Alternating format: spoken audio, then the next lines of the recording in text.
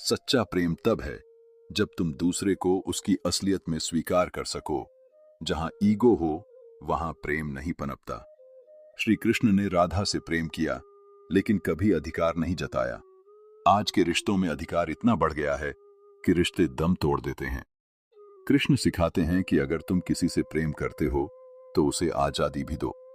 रिश्ते का मतलब है किसी के साथ रहकर भी उसे अपने स्वभाव में रहने देना। कई बार रिश्तों में हम ये सोचने लगते हैं कि सामने वाला हमारी उम्मीदों पर खरा क्यों नहीं उतरता, लेकिन श्री कृष्ण कहते हैं जीवन का सबसे सुंदर रिश्ता वही होता है जहां उम्मीदें नहीं, अपनापन होता है। जहां शिकायतें नहीं, समझ होती हैं। जहां बदलने की जिद नहीं, स्वीकार करने की कला होती है। श्री कृष्ण की दृष्टि में सबसे मजबूत रिश्ता वही होता है जो धैर्य की नींव पर खड़ा हो। आज हम छोटे छोटे मुद्दों पर रिश्ते तोड़ देते हैं, लेकिन कृष्ण कहते हैं अगर रिश्ता तुम्हारे हृदय से जुड़ा है तो लड़ाइयां नहीं, समाधान खोजो। दूरी नहीं, संवाद रखो। चुप्पी नहीं, सच्ची बातचीत होनी चाहिए।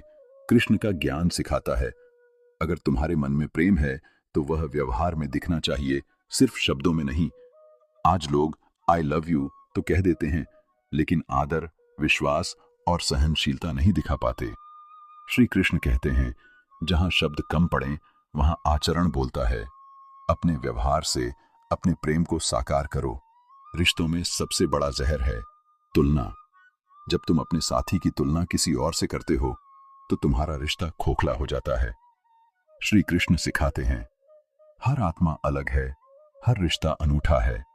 किसी और के रिश्ते को देखकर अपने रिश्ते को मत तोलो। उसे वैसे ही संजो जैसे वो है, क्योंकि उसमें ही तुम्हारा भाग्य लिखा है। श्री कृष्ण का ज्ञान हमें बताता है कि माफ करना किसी कमजोरी की निशानी नहीं है, बल्कि एक ऐसा बल है जिससे रिश्ता फिर से जी उठता है। अगर रिश्ते में कभी कोई गलती हो जाए तो उसे माफ करना सीखो, क्योंकि अगर तुम्हारा प्रेम सच्चा है तो एक गलती के आगे उसे खत्म मत करो। कृष्ण कहते हैं प्रेम कोई सौदा नहीं है जहां तुम जितना दोगे उतना पाओगे। प्रेम तो एक पूजा है जहां देने वाला सिर्फ देता है और पाने की इच्छा भी छोड़ देता है।